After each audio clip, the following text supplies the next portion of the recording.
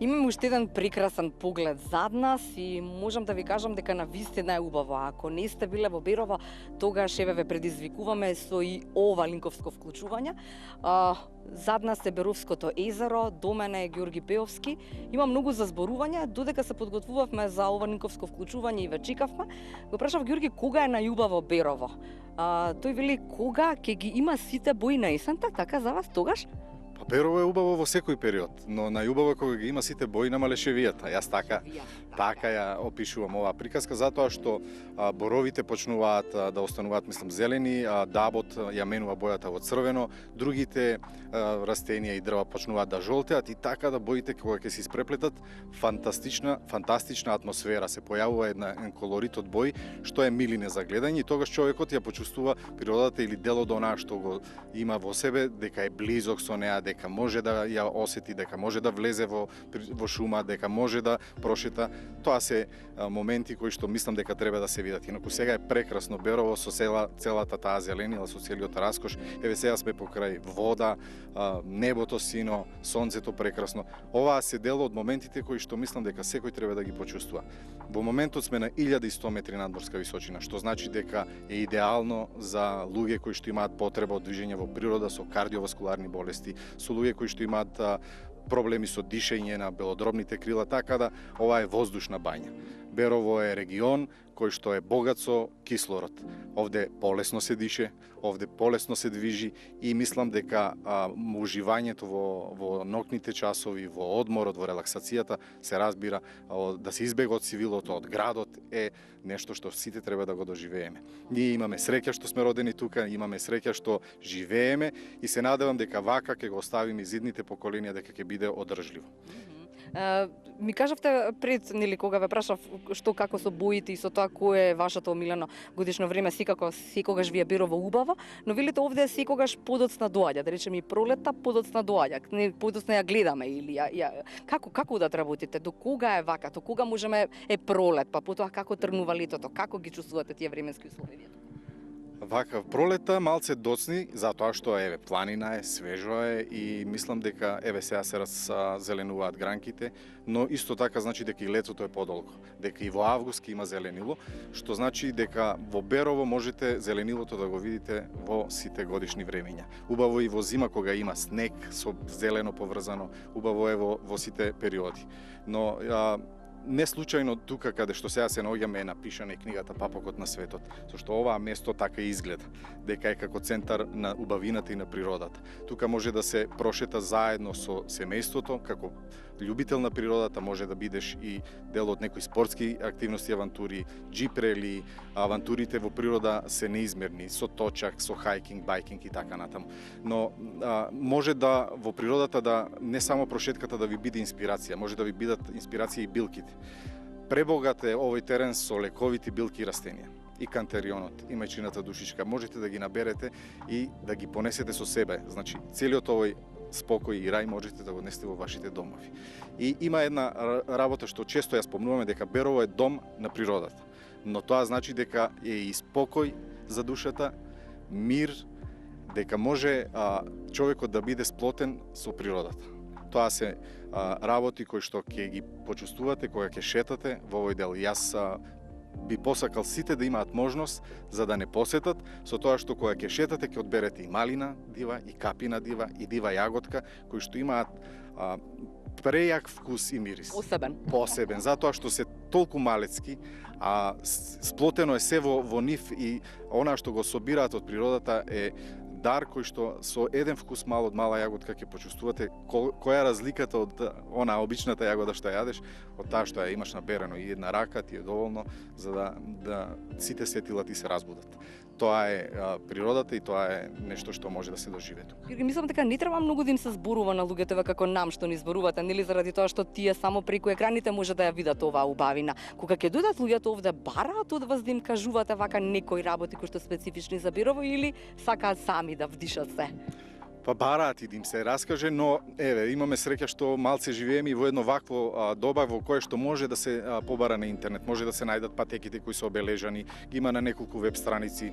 Потоа граѓаните можат или туристите, посетителите можат да ги посетат овие околни места и викендички. Имаме тука мини пазар на локални производи кои што се наберени од овој крај, прекрасниот мед кој што мислам дека и бори рекорди по својата чистота и убавина, по јачината која што имаше една награда во Милано, така да мислам дека сите што ќе имаат можност да дојдат тука, ќе го најдат тоа, ќе ги прашаат, но граѓаните и жителите на Берово самите ќе ме раскажат приказната, ќе ги упатат и таа добродушност што ја имаат нашите луѓе тука, што се дури ќе ги понудат. Јас сум бил сведок на многу ситуации кога седнете тука на кафе, сладко да ви дадеме, нешто сме правеле домашни јадења, пити, зелника и нашто и кликачамак. Тоа се традиционални вкусови што треба да се вкусат, ги има во сите локали, да речеме во хотелите се присутни, во менијата ги бараат граѓаните затоа што се посебни.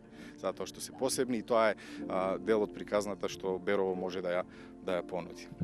Борови приказната за нив. Има приказни тука, така? Има, како не, борот сега цвета, добар е за вдишување. Рековме дека не случајно тука поминува и коридорот Балканскиот зелен појас со најмногу кислород скоро во Европа.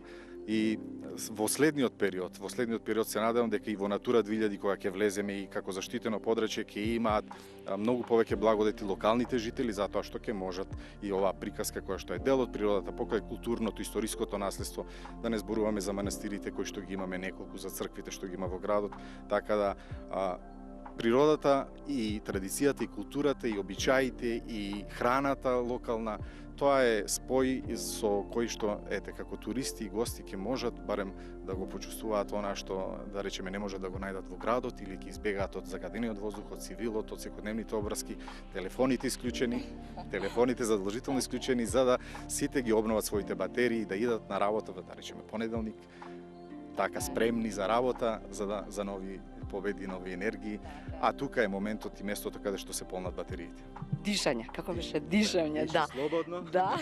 И мора уште некој збор да ни кажете за Беровското езеро, што е она што би можеле вака во неколку реченици да ни го соопштите? Беровското езеро е еден објект кој што како вода, како огледало ги отсликува и боите на езерото, но исто така тоа е површина која што обезбедува и да речеме авантури, можности за кајак на вода, за кајакарење, за некои од другите спортови кои што може да се понудат, обезбедува вода за пиење за целиот наш крај. Тоа е длабоко скоро 50 и нешто метри. Со една голема површина, изградена е влачната брана 72-74 година, така да сега го гледаме во полн сјај, мислам дека гледачите можат и оние што биле, мислам дека ќе посака да го видат овој крај. Водата привлекува, значи ние како луѓе ја сакаме природата, но водата е нешто посебно и ова е еден белег кој што е уште позначен за предизвик. Тука би било добро да споменам дека би било идеално за еден адреналински парк, па со една жичара на езерото да се движиме, да може да. Убаво е да посакува човек. Убаво е тоа што го посакуваме, човекот посакал да лета и полетал, а ние ќе посакаме да имаме адреналински парк во овој крај и јас се надевам дека еден ден и оваа активност ќе се исполни така да ќе има можности и за родители, и за деца, и за пешачење, и за јавање на коњи, и за читовороцикли, за секој вид на активности, активен туризам, спортски туризам, здрав начин на живот. Тоа е она што мислам дека е патеката која што не води и тоа треба да го понудиме, да не бидеме себични. Ние беровчани не сакаме ни тоа да го задржиме само за нас, затоа ги покануваме сите кои што сакаат да бидат дел од оваа природа, од оваа убавина. Повелете, Берово ве очекува, хотелите ве очекуваат, граѓаните ве очекуваат, рестораните, приватните сместувачки капацитети. Еве сега ова морам да споменам дека видов и знам дека почнуваат да ги организираат на еден многу убав начин. Тоа би значило дека почнуваат да вградуваат и спа центри со сауни, со джакузи, еден повисок тип на туризам и мене ме радува затоа што нивото се крева и нудиме можности за сите гости. Така е, да. Но мора да споменеме дека треба да останеме да останеме да биде оваа природа таква каква што е. Значи да не претеруваме. Освен оној адреналински, нели тој може како жичница, но да ја оставиме природата, да се грижиме и за неа, така некако, нели? Природата мора да ја зачуваме за да ја користиме. Одржливиот начин на стопанисување, туризмот како брзо растечка гранка е можност за развој, но исто така човекот се знае дека природата малце сака да ја прилагоди на себе. Ние мислам дека тоа ќе ни биде една повисока цел, да ја задржиме оваа убавина, да работиме со сите заедно како општество и како граѓани, за да можеме и понатаму да уживаме во овие природни благодети, така да останат како што ни ги оставиле на нас и ние да ги оставиме на нашите поколенија. Ѓорги, ви благодарам за ова линковско вклучување. Има уште многу приказни веројатно. Како им реков на гледачите на првото линковско, колку луѓе толку приказни веројатно во секој крај, па и во овој. Па и во овој си има специфични приказки, си има некои стари обичаи, јадети што се практикуваат, има традиција, култура, свој песна и ора што ги имаме. Познати се и сестрите Мавровски што пееле, познати се многу песни од овој крај и ора има Лешевското што си еве Танец го промовираше како национално оро и така натаму. Јас да не зборам, ама тоа е дел од нешто што ние како луѓе пак тука го чествуваме и си имаме некој начин на своји ора и песни и игри, а тоа сигурно е заради условите во кои што живееме и заради природата која што да речам ни овозможила таков начин на живот, со песна, со игра, со користење на здрава храна, со користење на домашни производи. Јас пораснав од баба ми, од дедо ми, со домашно сирење, со јајце од дворот, со млеко и така натаму. Ова го посакувам и на моите деца, за жал сега живееме во едно модерно време, друго време. Треба да ги заклучите некако, да не им дозволите да си заминат, предизвикајте ги, да. Најверојатно времето ќе покаже, но враќањето кон природата и кон корените е она што ќе не одржи да бидеме така здрави, енергични, млади и да бидеме сите срекни од оној начин на кој што го избравме да живееме. Така, ви благодарам и ева, првите цвитаат, има овде воздух колку сакате. Избегајте од вашиот град и бујрум во Берово. Од Скопје има 160 километри. Ви ги кажав километражите и од другите делови на Македонија, ама тоа не е важно. Важно е дека ако тргнете од Скопје за најмногу 2 часа сте во Берово. На воздух, на една прекрасна природа, на волшебство.